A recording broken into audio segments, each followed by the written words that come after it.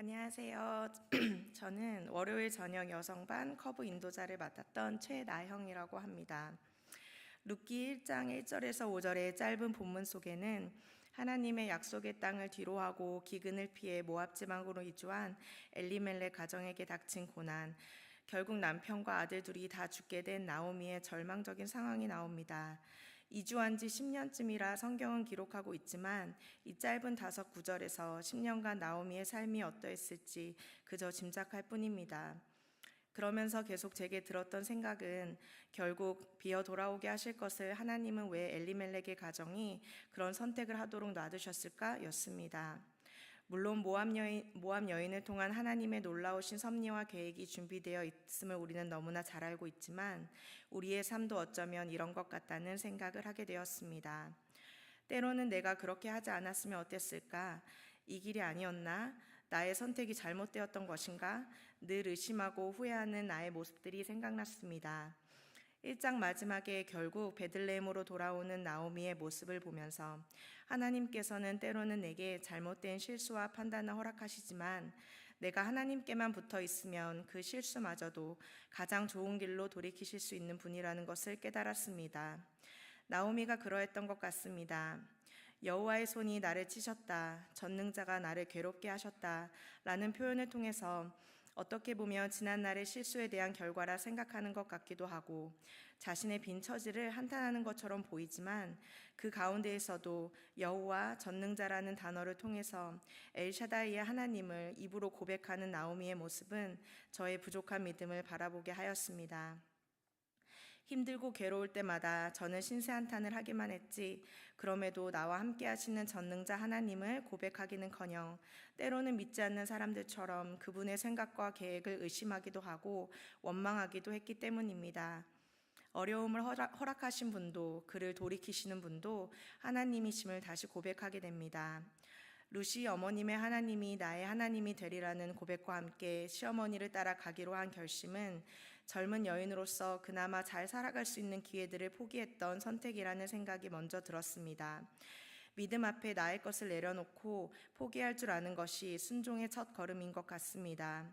그리고 우리는 나오미가 이방 며느리와 함께 빈손이 되어 돌아왔을 때 하나님께서 일하기 시작하셨음을 보았습니다. 하나님께서는 우리의 빈손을 채워주시고 그때서야 비로소 하나님의 일하심을 깨닫는 것 같습니다.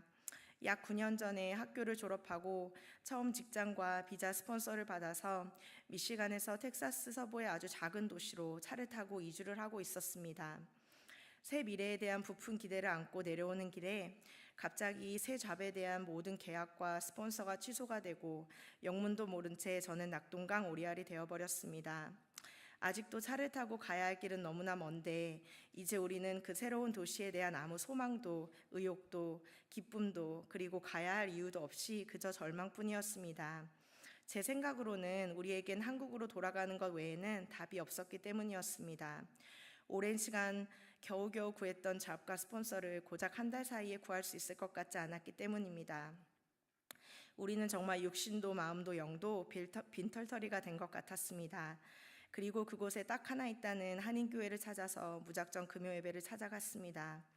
목사님 부부를 포함해서 총 5명이 교회 바닥에 앉아서 함께 기도를 드리는 아주 작은 교회였습니다. 생전 처음 가보는 도시, 처음 가보는 교회, 생전 처음 뵙는 목사님과 교인들 앞에서 갑자기 눈물이 터졌습니다. 그리고 함께 기도함 가운데 하나님께서 주시는 위로함을 아직도 생생히 기억합니다. 그때가 우리의 빈손 가운데 하나님께서 우리를 위해 본격적으로 일하기 시작할 때였음을 지금은 확실히 고백할 수 있습니다. 하나님께서 일하셨고 차고도 넘치도록 채워주셨고 그 시간을 돌아보니 아무것도 없을 때 하나님을 더욱 찾을 수 있었고 하나님의 음성에 더욱 민감하게 반응할 수 있었고 하나님의 일하심을 의지하고 바라볼 수 있는 인내심이 있었던 것 같습니다. 광야와도 같았던 그곳에서 어쩌면 제 의지와는 상관없이 교회가 저의 삶의 전부였던 시간이었던 것 같습니다. 하나님을 바라본과 더불어 하나님의 형상대로 만드신 사람들이 또 나의 이웃들이 얼마나 소중하고 아름다운지 깨달을 수 있었습니다. 지금은 그 시절에 비해 너무도 가진 것이 많은 것 같습니다. 하나님께서 채워주신 모든 풍요함을 누리면서도 정작 하나님께서 내 안에 역사하실 공간을 내어드리지 못한 것은 아닌지, 하나님을 향한 내 귀와 마음이 우둔하여진 것은 아닌지, 한 사람과 한 영혼이 나의 눈에 들어오는 것이 아니라 다른 것들이 내 삶의 소망이 되어가고 있진 않았었는지 많이 돌아보게 되었습니다. 놀랍게도 이방 여인 룻을 통해서 예수 그리스도의 계보가 이루어져감을 보았습니다.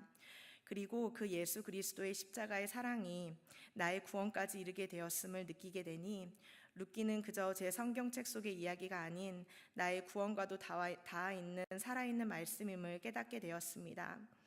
룻과 보아스의 성품에 대해 배워나가며 보아스가 기업 물을 자의 역할을 감당한 것, 그것이 하나님의 계획하심이었을지라도 그것을 결단한 것은 보아스의 헌신과 순종이었을 거라 생각합니다. 룻의 순종도 마찬가지였겠지요. 룻의 순종을 통해 전 인류의 구원자이신 예수 그리스도가 나셨던 것처럼, 그리고 가장 존귀한 자이신 예수님께서 가장 비천한 모습으로 오셨던 것처럼, 하나님께서는 룻처럼 때로는 가장 연약하고 낮은 자를 통해 일하시는 것 같습니다.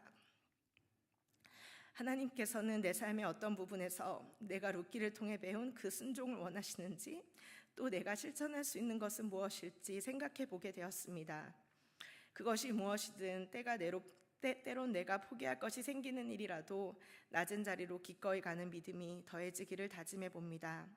이제는 빈손을 채워주시고 놀랍게 역사하셨던 하나님을 배웠다면 지금은 나의 삶에 너무 많은 군더더기들을 하나씩 내려놓으려고 합니다.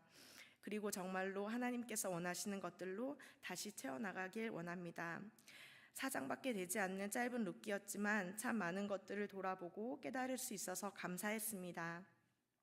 함께 생각을 나누고 삶을 나누어 주시고 기도해 주신 사랑하는 커브 식구들 덕분이었던 것 같습니다.